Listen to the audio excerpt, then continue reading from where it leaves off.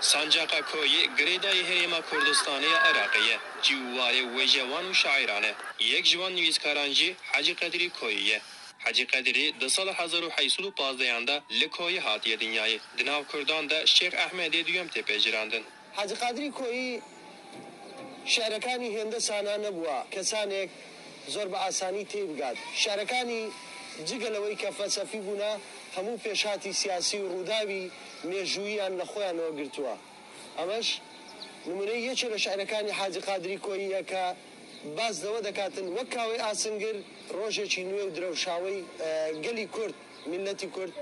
هێنایەتە کایەوە.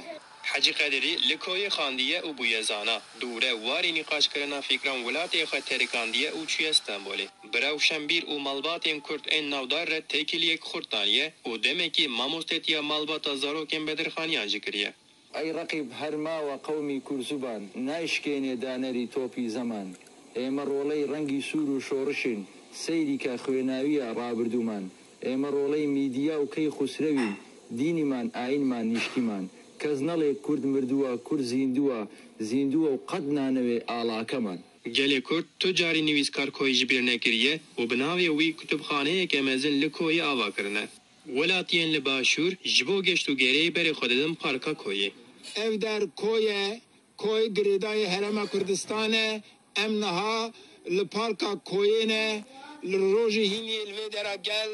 tijî dibû cît nebû mirov par li vê dera rûniştiba lê îro kêmasiyekî gelek mezin heye em sedemê wî باور dikin ku ew cenga Daeş û Peşmerge rengê Xudayê ser vî kêmbûnê niha em li sedemê vê kêmbûnê bi gel re biaxifin. ببوني او وعزوا سارديك مثلا سارديكي سفر وسياحه اورو بيوي ديابي بسياحه بسلطانه ولا بروي